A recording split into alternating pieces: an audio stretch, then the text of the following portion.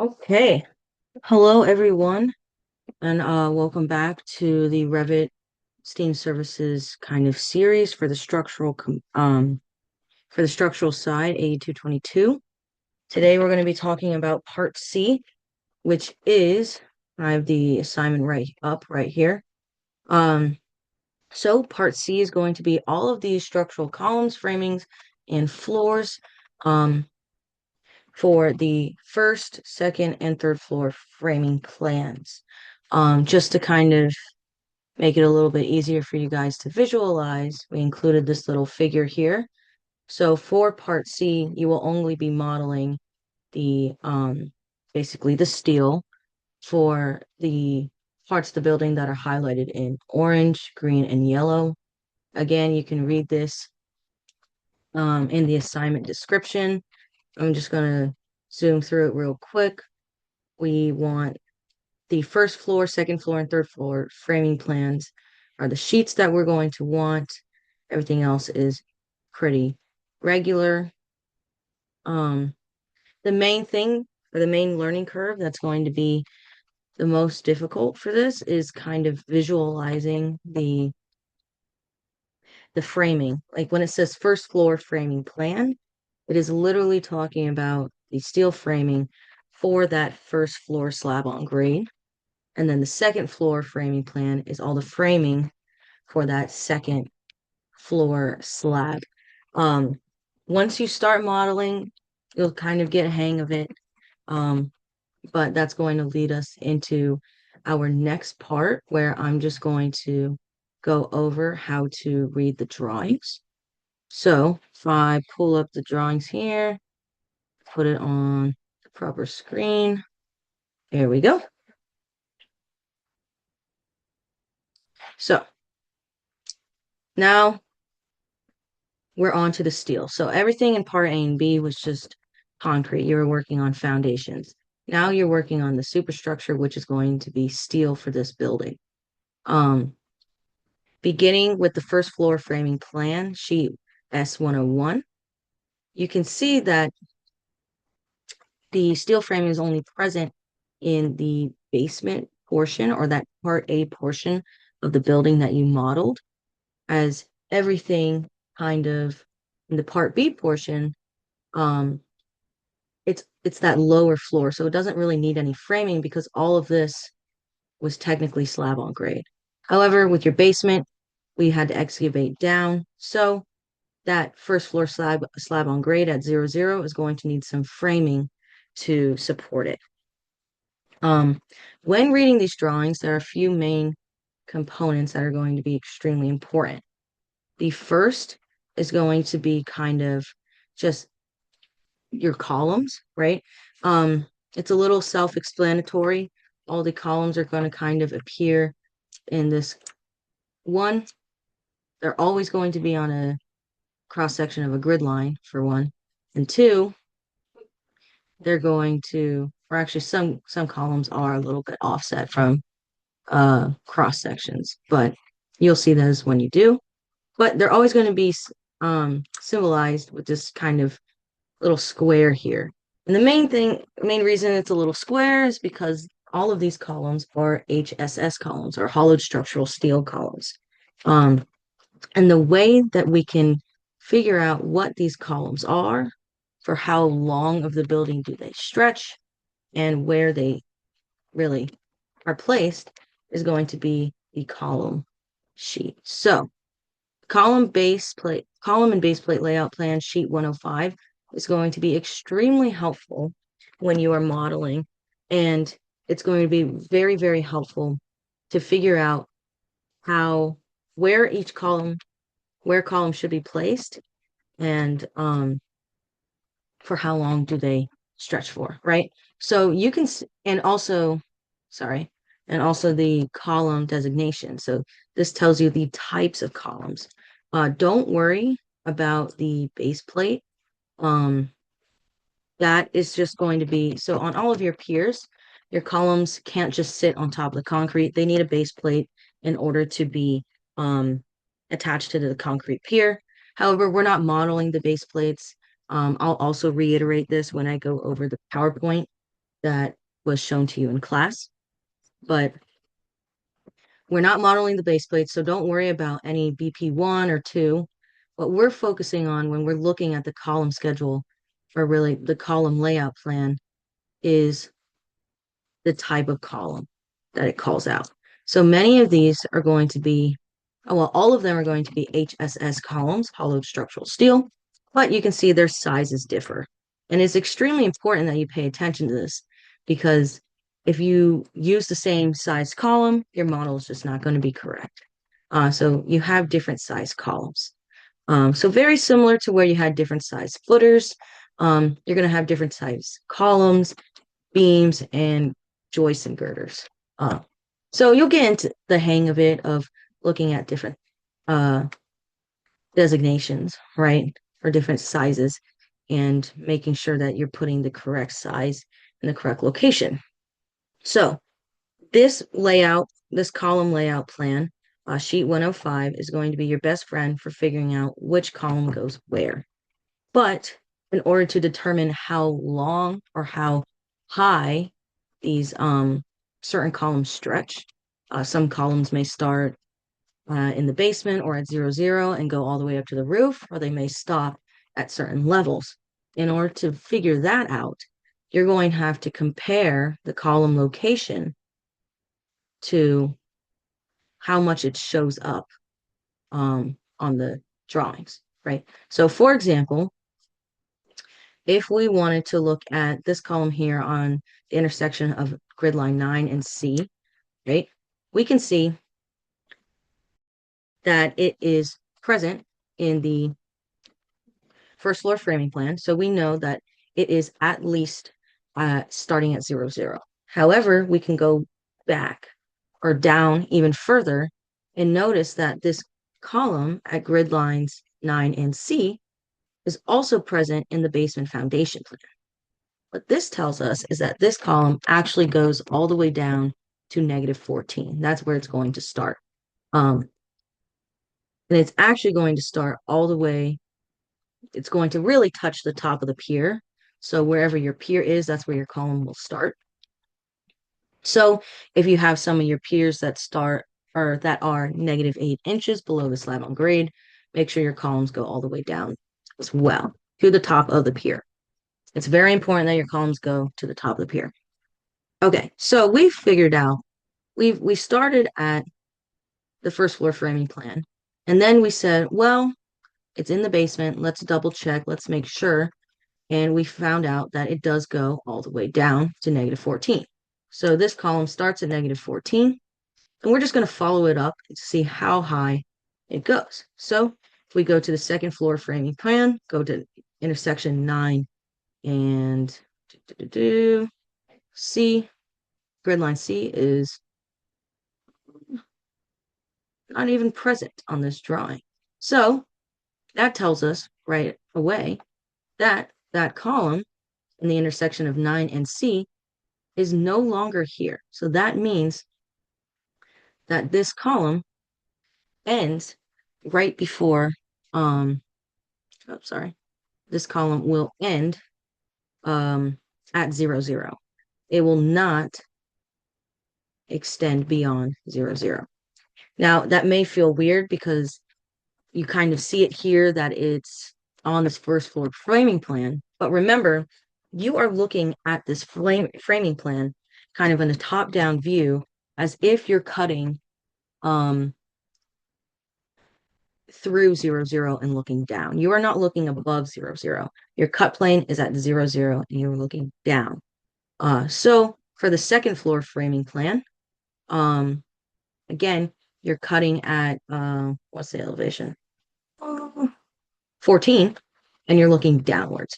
Now, another way, if you're still having trouble visualizing these, well, actually, this is an interior column, so it's not going to be helpful in this case. But if it's for any exterior columns, right, any columns on the exterior edge, another helpful trick to see how far up they go is to just look at your elevations, right? You can kind of see that on grid line C in all of our elevations. So just this one, grid line C, that there are no columns.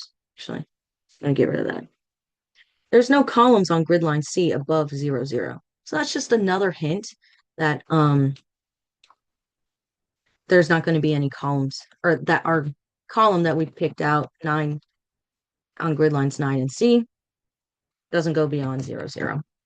Now we can do another one just to kind of, get the groove. So if we let's look at a column that goes all the way up. So let's do grid line 10 through E. So grid lines 10 and E, we got this column right here. So it's present in the first floor framing plan. So let's go backwards. Let's see if it's present in the foundation plan. Sorry. It is present in the foundation plan, grid line 10 and E. So we're going to keep moving upwards, see how far up it stretches. So 10 and E, still present on the second floor framing plan, still present on the third floor. And you guys aren't going up to the roof. But if it's easier, I do suggest putting your columns up to whichever level they're supposed to go to. It doesn't matter if it goes beyond the scope of part C. We're not going to take off any points if your columns go higher than the scope of part C. I suggest putting them to their specific location because it's just easier. That way you don't have to worry about increasing their height later on. So this column on intersection of grid lines 10 and E does go all the way up to the roof framing plan. So that's just another example of how to figure out the columns and kind of how to read their location. Again, as I mentioned before, you can utilize the elevations to help you for those exterior columns as well, even some interiors, right? We saw that grid line C has no columns on it above 0, 0. So just a quick little hint there. All right. The next thing, or the next kind of component that you're going to have to learn how to read are going to be the beams, the girders, and the joists, right? So all of your beams will be going horizontally, right? I'm pretty sure. Just want to double check, make sure I am telling you all the correct information. Bam. Yes. Perfect. So yeah, your beams go horizontal, your girders go vertical, or well, really, they're kind of this similar. Beams and girders are very similar in this case of modeling, right? We'll get to these offsets in just a second. But so I'm just going to highlight what I'm talking about when I say beams and girders. So in the basement floor plan, your beams are a little unique because you have this kind of outer foundational wall, right? This exterior wall that goes all the way up to 0, 0. However, your beams cannot just float in the middle of the wall. So you have these MC, it's called MC, it's miscellaneous channels. They go on the sides of the wall.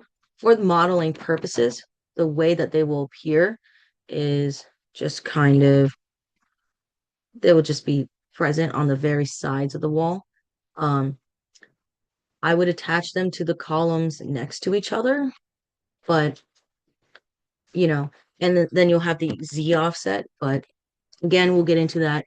But these columns will be attached to the side of the wall. So just make sure that they're touching the wall at least for modeling purposes. So those are your beams,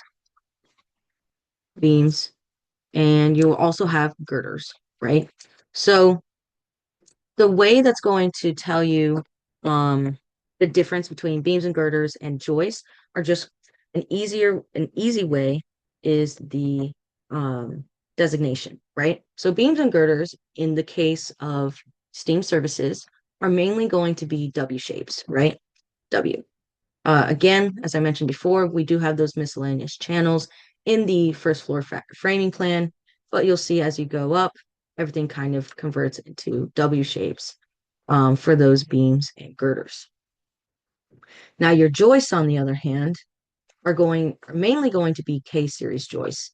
Again, you have different types like 12K1, 16K3, and I believe there's also 20K4, 18, like many different types. But your joists are going to span, sorry, your beam and girders. And when you get into modeling the framing, you'll notice how you can create beam systems, which in Revit, which basically says that you can isolate a bay, and it's a very easy trick to infill the joist. But again, we'll go into that later. The main important thing is to know the difference between beams and girders and the joist and how to read them. So all the joists are and the beams and girders are going to be labeled with their designation on the side here. So for this joist, it's going to be labeled 16K3. This beam is going to be labeled W12 by 16. But this is what it's telling you is the size, right? And when we get into Revit, I'll teach you guys how to import these components into Revit so you can just easily place them down. Other than that, again, the MC 13 by 35, these are just showing you how to read it. Now, don't worry about anything over here, this epoxy anchors, none of that. Don't worry about that. The only element that is not going to appear like the beams and girders and joists I've shown you before are going to be these monorails. As you all mentioned, or were told in class, you will be modeling the monorails, and it is also noted in the assignment as well. These are just going to be additional, you can just model them as additional beams. And it tells you the size and where to put them. So just keep an eye out for those monorails. We don't want you guys to miss out on those. And other than that, that's going to be, oh, and don't worry about this stuff over here. That's just extra support for the overhang at the entrance. But you don't have to worry about those. I don't model those. All right. So that's kind of how to read it, right? What I always found handy was just kind of using a highlighter and just noting the different types of beams and girders and joists and their location, just so I made sure I got them right. Now, the next thing on how to read the position of the joists, the beams, and the girders is going to be extremely helpful. Or this, oh my goodness, this slide on the PowerPoint is going to be extremely helpful. I believe you guys already went through this in class as well. But it is extremely important that you keep this information in mind. So, as the slide says, when it's marked at -2.5 inches, it's actually at -5.5 inches. That's because they're usually 3 inches offset from the finished floor. So, let's do a quick example here. So, this girder, I'm just going to highlight it real quick. It's a W12 by 44, and it says that it's at -2.5 inches. But we know that, let me switch back over, bam. So that's going to be a kind of those girders in red, right? So it's going to be perpendicular. And so they're going to be set at -5.5 inches because those joists that span it need to sit on top of it. So you can see that these joists, these 12K1 joists, span this W12 by 44 and also this W18 by 35, which is again at that -2.5.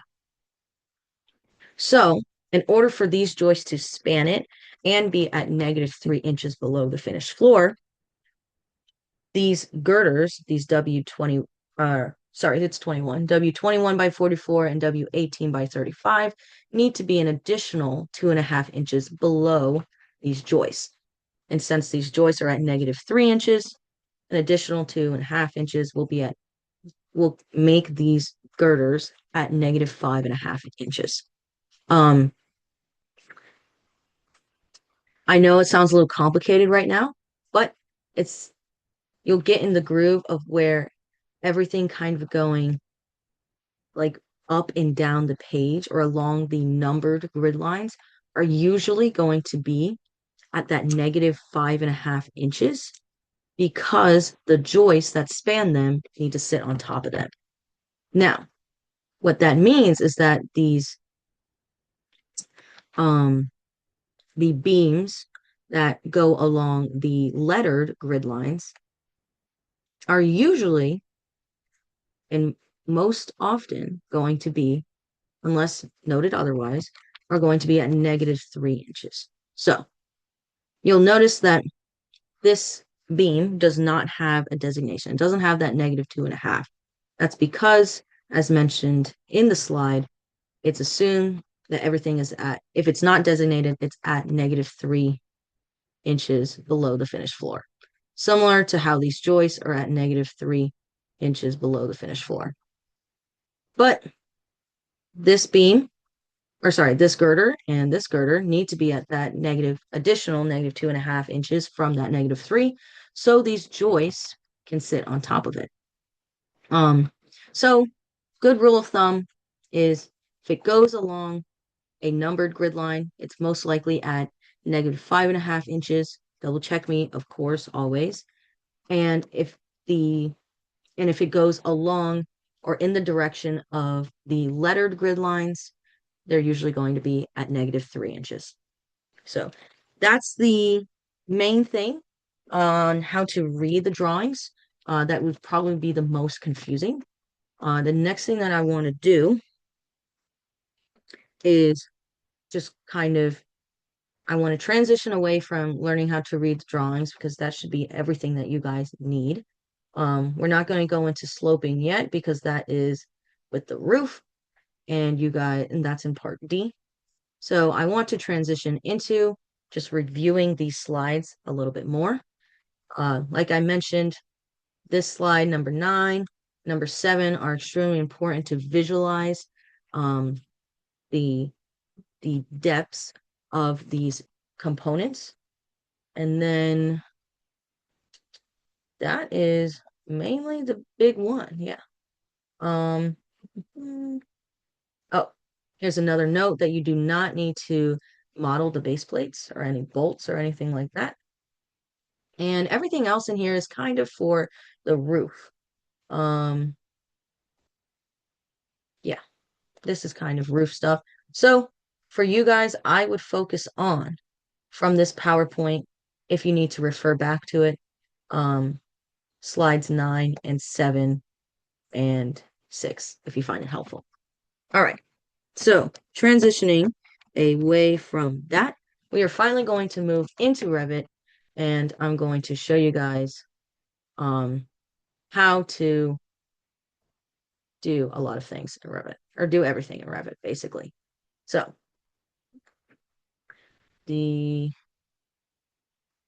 all right. So the first thing that you guys are going to have to um do, do, do, do. Okay, yeah. So the first thing that we need to learn how to do is insert our different components into Revit. So we learned that there's a whole bunch of different sizes for these beam girders and joists, right? You got 12K1 series, you have different W shapes, you have the miscellaneous channels, a whole bunch of different elements. So we're going to insert them just the usual way that we do. We're just going to go to Load Autodesk Family on the web. And I'm going to pull this over here. And you could go into structural framing and W shapes and C shapes, or you could just look it up. So if I wanted, let me find, let me get an example. All right, so 18K3. Let's look up 18K3. So we're just going to go 18K3. And oops, that didn't work. Oh, it's because I need to go into a K series. So for the K series joist, Revit has a K-series bar and a K-series bar joist. Oh, sorry, joist angle and joist web. Um, it's to be honest, I do like it does not matter which one you use. But I have found in the past sometimes the bar joist angle has sizes that the bar joist rod web does not. If that's the case, obviously you can mix and match to get the proper size. Really, what we're looking for is that you have the proper size. So it's okay if you mix and match. Same thing for like the W shapes. I know it has a bunch of different types of W shapes. Um, it's okay if you go via W shapes or wide flange. It's all the same thing. So whichever one gives you the correct size, I would go with. So I'm just gonna do the K-series bar joist angle for now, and it's going to prompt me with everything. You can see that it does have my 18K3, so I'm gonna load that in. Um, I know we also need 12K1 and a 20K4. So let's see if I can load those in as well. So 12K1, oops, that 12K1, 18K3, 20K4. Bam. So I've loaded those in and I'm just going to overwrite because I have other ones loaded in here already. You probably won't. If you do, go ahead and overwrite them. It's not a big deal. Um, what you'll notice though is that you can use this same format to load in all of your different types of columns, your beams, and your girders, right? So just going to insert, load Autodesk family, searching it up, um, you're going to be able to load in all of your elements. So this is taking forever. Sure why. Uh-oh. There we go. All right.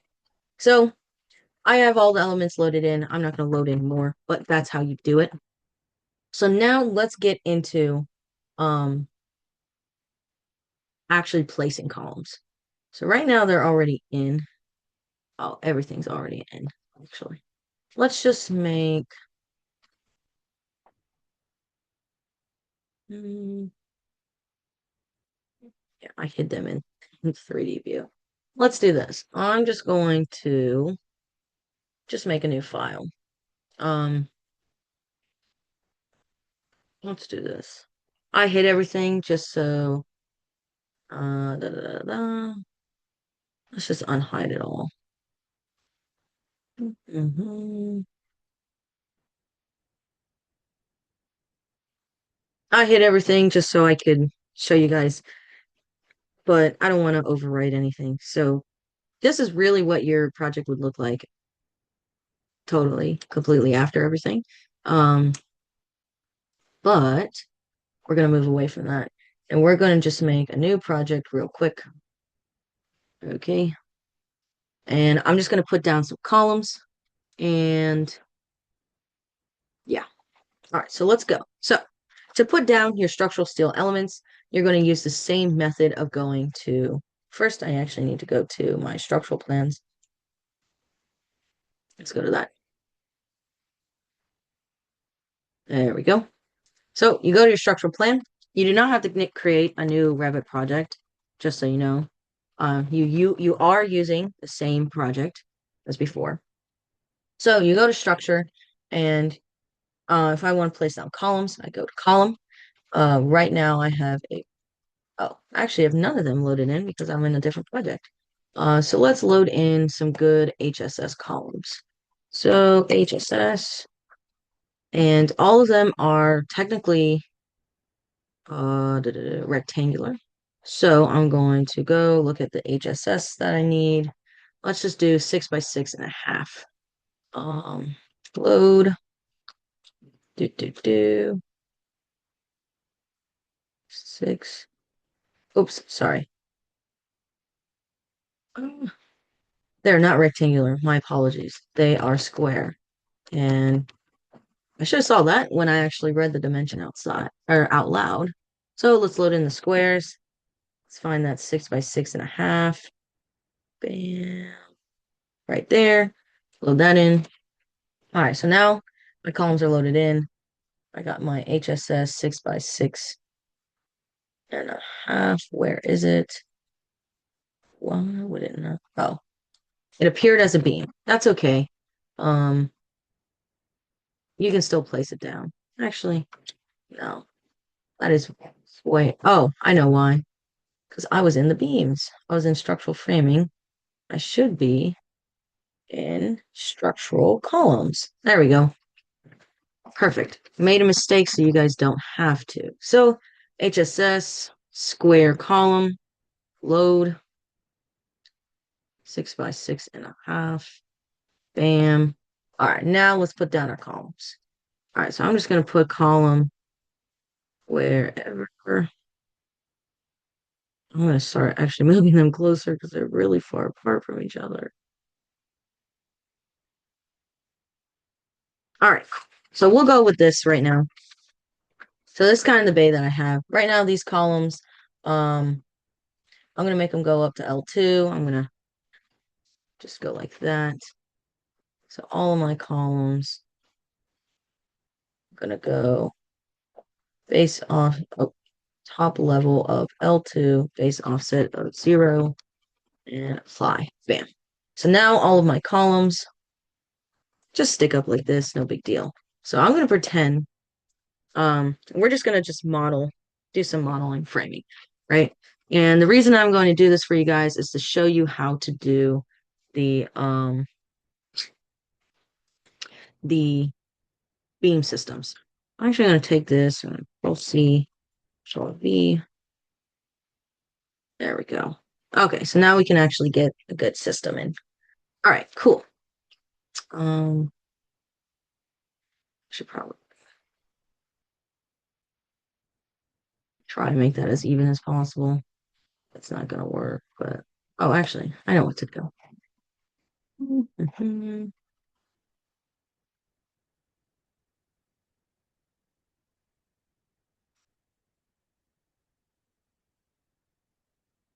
Those.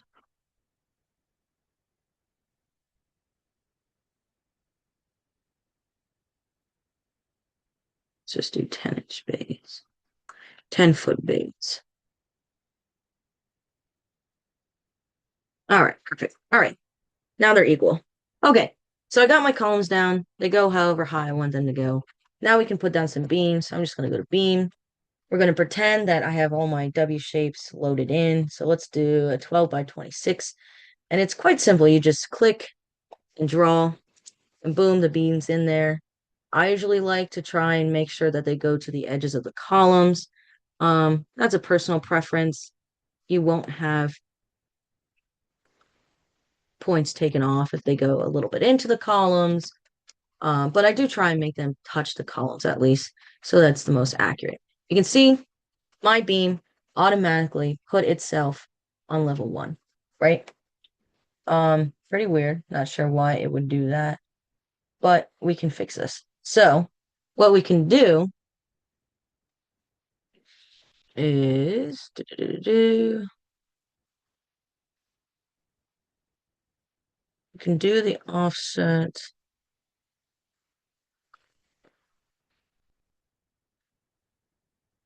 Not sure why it's not allowing me. All right, well, that's fine. So actually do Z offset value of 14 feet. So that's going to be, let's say it is, so it's a horizontal beam. So it's going to be at -3 inches. So it's going to be 13.9. There we go. Oh, shoot. Forgot that my levels are not.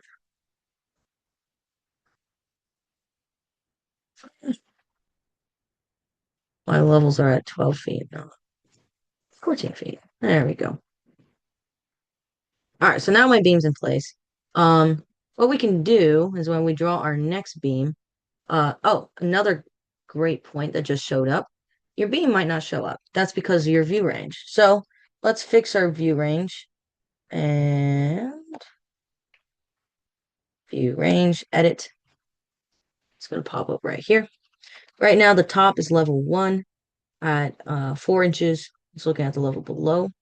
What you can do is when you first start, you can just make the top a little bit bigger, but higher.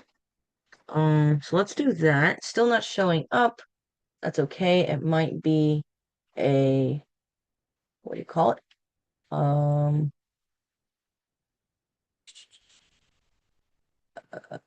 a template issue. So let's fix the template. Let's make it a framing plan, apply, and still not there. Maybe let's put it on. No template. All right, let's fix our view range. Hmm,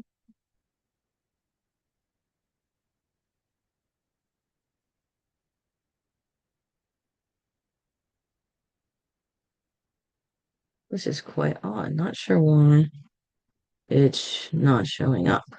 Let me fix this real quick. All right. Hi everyone, I am back. Um, I just made a fantastic error that will save you guys so much time in the long run and proves just how difficult it can sometimes be to wrap your head around this. So I was spending a whole bunch of time on the wrong framing plan. As you can see, my columns, my beam, I had it at 3 inches below the, I actually drew it wrong, because I put it 3 inches below the second level. Um, so I can actually go back and fix it. But the reason why I was having so much trouble trying to be able to edit, um, my first floor or my framing on the first floor framing plan is because this framing plan is meant to look at that specific level and a few inches below it. Um, but right now I'm trying to look at that. I'm trying to look at actually level 2, which is where I put this beam in the first place. So just to re-clarify, um, or clarify again, this is a fantastic error that will make it really difficult. Now, if I did want to see this beam, what I would have to do on this first floor framing plan is I would have to go to my view range. I would make the top level 2, the offset, which I'd probably make it a limited, and that work? Nah, there's just no point. It just doesn't work that way. This is even an architectural. If I go to the structural plan, L2, bam, there it is. There we go. All right. So again, um, this is just a great reminder of remembering where you're actually putting these things, right? I'm looking at this from the L2. So 14 feet, I'm looking a few inches below. I adjusted my view range to go cut through one 1 foot of L2. Oh, the bottom is 4 inches or 4 feet. So I'm able to see it, right? But when I'm trying to look for a beam that's 14 feet high, when I'm looking at 0, 0, just doesn't work that well. So that's a great little error that I made. And then I'll show you right now. So especially when you're drawing your beams, you're going to want to draw them on the correct framing plan. So if we go back to Steam Services, and when you draw a beam, it puts it at that level. So when I am doing the first floor framing plan, I want to be on my first floor drawing, and I want to draw my beams on this drawing, not my basement plan, but my first floor plan. That way my beams automatically are put at 0, 0. And if they have an offset, I put them at -3 or -5.5, right? From 0, 0. And you're not doing crazy math like I did when I did this weird Z offset for this beam. So I'm actually going to delete this beam. And I'm just going to redraw. So I'm just going to draw a quick so we can get a move on here. So I'm just going to draw from column to column. There we go.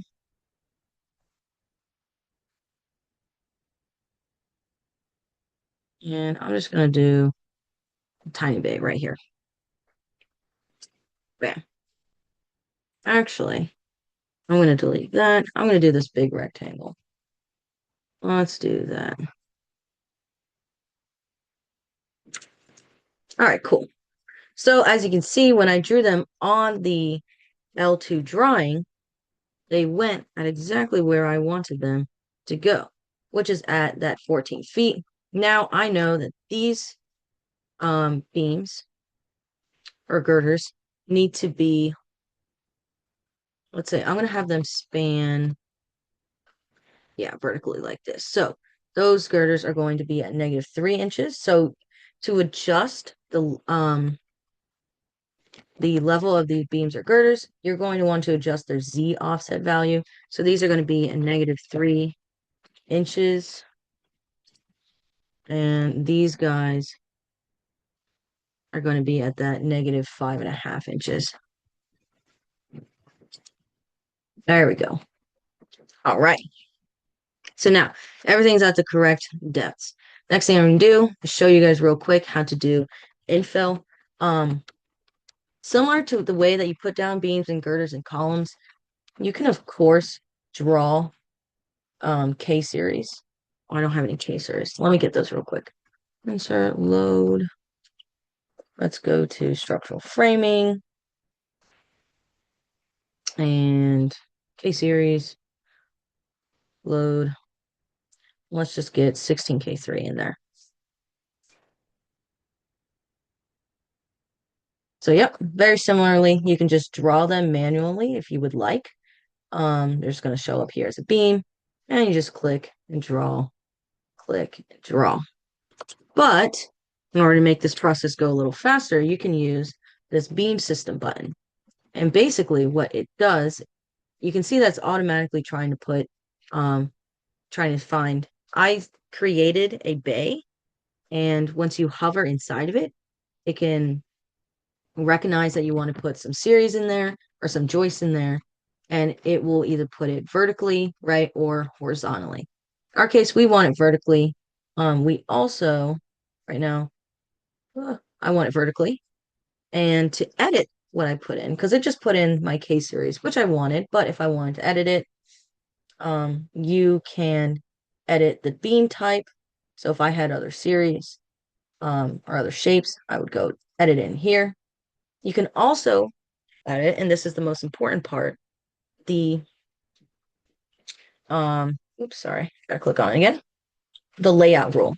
So it has two different types of layout rule in Revit. It has fixed distance, and that's the spacing, or it has fixed number, or actually maximum spacing and clear spacing.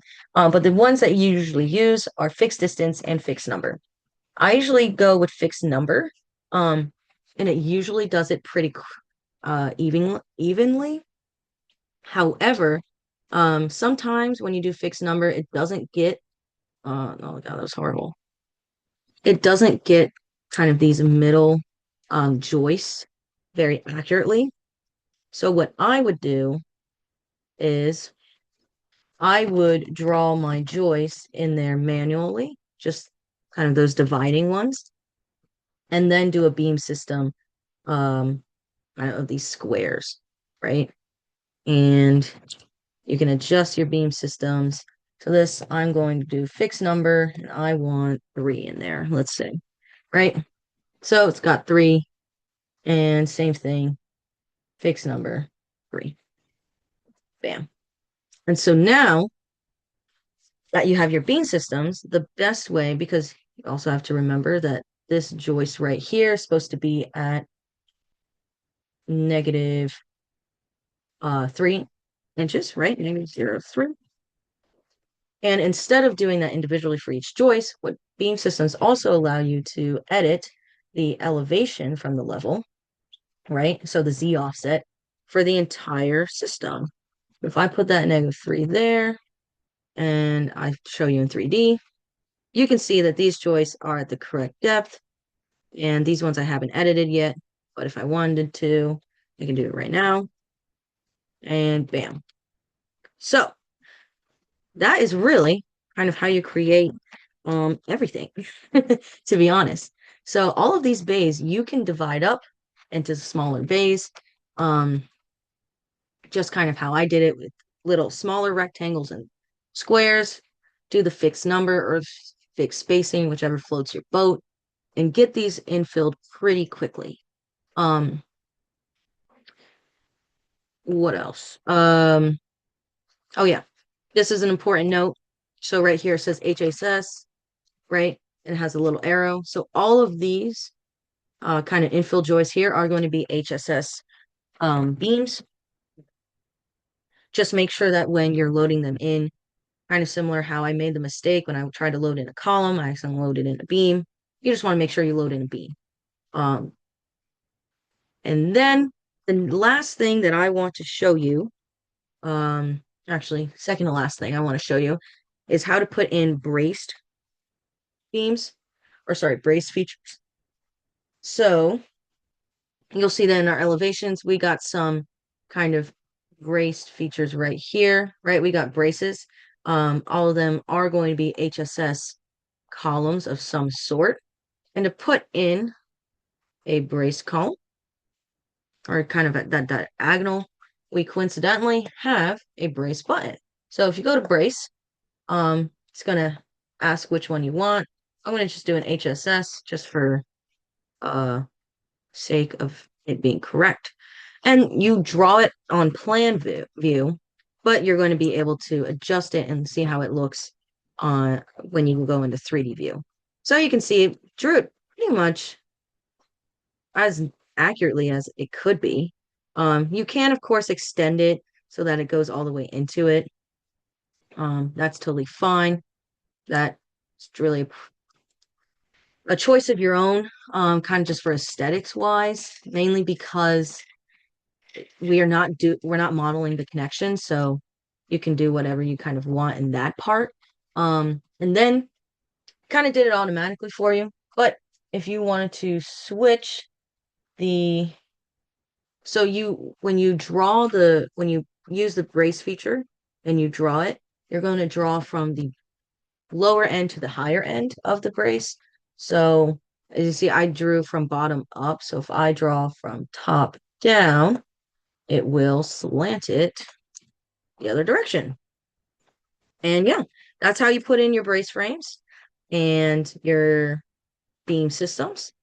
And now the final thing, I know I keep saying this, the final thing that I want to go over is going to be just naming these when you do create a floor plan for them. So I'm just going to go to my sheets. Where's my structural? Oh my goodness. Structural plans. Here we go. So for L2, I'm going to open it up. There it is, nice and tiny. So when you go to which one is it? Analyze, sorry. Oh, sorry, not annotate, my bad. You're going to be able to use this button tag by category, right? And when you touch it, oh, okay, never mind, not tag by category. Um, Actually, that's my bad. That requires you to input like insert tags, and we're not going to do that. What we are going to do, so what we are going to do is we're going to use this tag all feature. And this one, let's see if it's the same. So if we go tag all and we click on structural framing tags, and we click apply, you can see that it basically put a tag on every single element that we have. And it looks very similar to the drawings, right? These ones have a little box over them. That's fine. You can keep the box. Um, you can edit their size, right? Let's do, you might have to edit the family itself. to edit the text. Yeah, to edit the size of the text. Yeah, right now it's at 3:30 seconds. Um, let's put it smaller. I don't know how much smaller to go. Um, I feel like that's gonna be really small. Load in the project and flows. This one, save changes. I'm just not gonna save changes for now. Up it could not be loaded. Resolve issues. Oh, weird. All right. Well, you guys will figure it out. But that's how you make the tags show up in the first place. And then you can figure out kind of how you want them to their sizes. Um a great point for this is you can see that the brace framing has its tag as well. Usually you don't even let's find a good example. So we have brace framing between grid lines A and B-ish, right? Between the first and second floor. So we're going to go to the second floor framing and between A and B. Um, yeah. And you can see that it's not even tagged on here. So don't worry about the brace framing tagging. You can delete those if you want. Kind of clutters things up. Um, but yeah, so that should be everything that you guys will need to know. Sorry for it's a really long video. I'm gonna try and timestamp everything so you guys can just jump around to what's important. But yeah, um, again, you know, try to use these. I'm just showing you the skills. I'm not showing you how to model everything exactly. But with that, you should be able to do everything. Oh, another good note, um, if you made it this far, you're not going to be modeling these parts here like this. You're not going to be modeling those W shapes. Um, don't worry about those. Those are extra. You're only doing the monorails. Okay. All right. Oh, and just in case if this wasn't obvious, you will need to extend your elevator pit and stairwell walls all the way up to the roof line. Um, they are shear walls. They go all the way up. But you'll notice that as they pier all the way up to roof line. Okay. All right. So hope that answers many questions. And we wish you guys luck. All right.